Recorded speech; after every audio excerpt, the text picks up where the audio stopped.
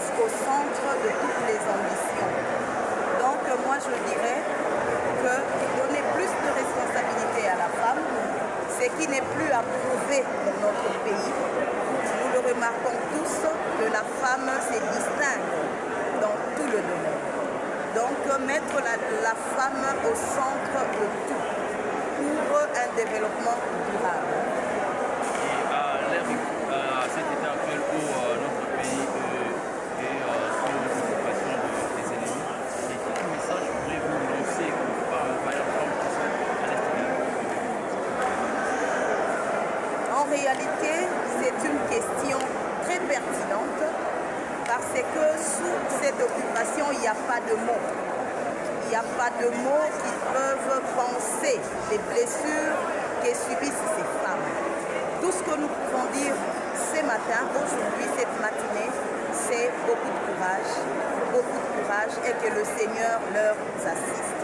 Parce que c'est une situation qu'aucune femme ne peut tolérer et ne pourra supporter.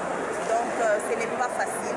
Moi, je ne trouve pas de mots à placer pour, je ne sais pas moi, alléger cette douleur qu'elles vivent tout le jour. Simplement leur dire beaucoup de courage et demander à Dieu, à qui nous donnons beaucoup d'espoir, de leur aider, de leur soutenir pour qu'elles puissent traverser cette situation qui est passagère. Et je suis sûre que la paix reviendra en RDC.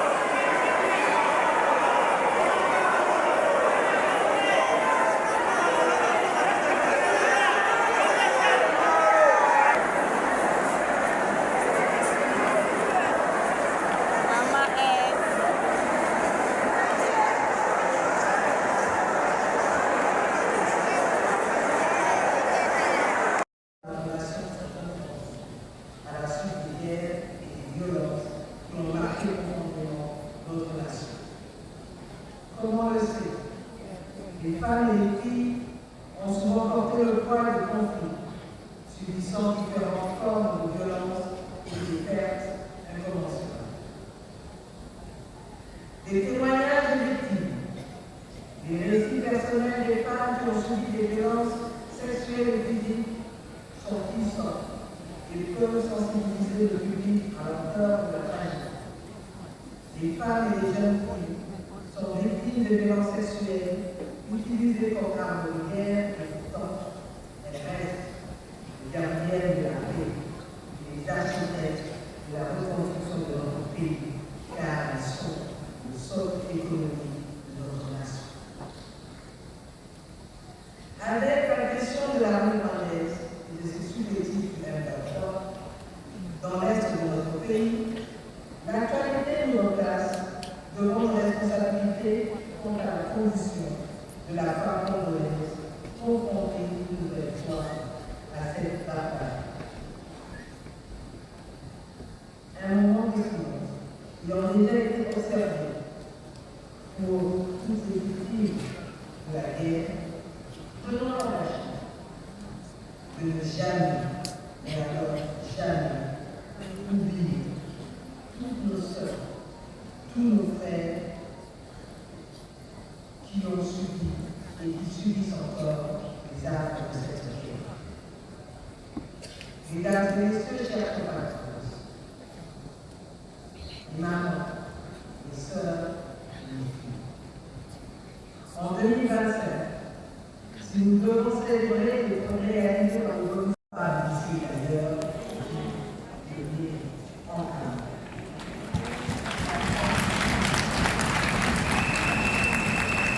Vivre le droit de la femme, vivons en paix dans l'unité, car nous n'avons plus sur la terre. Que Dieu bénisse la sécurité.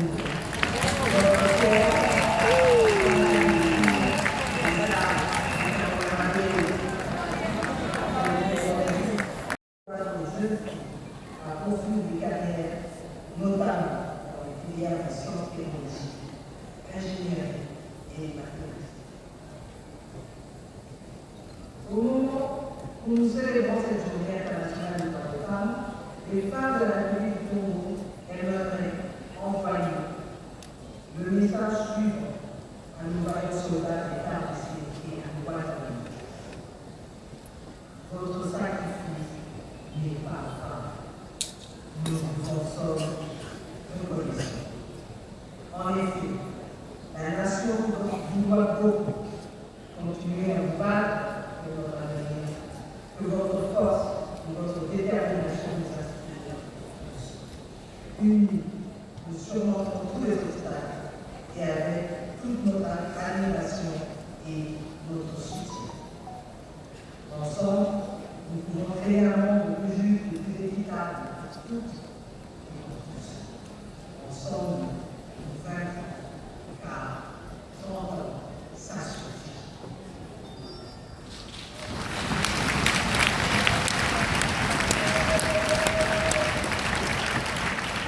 Mesdames et messieurs, mes chers sœurs, pour clôturer mon propos,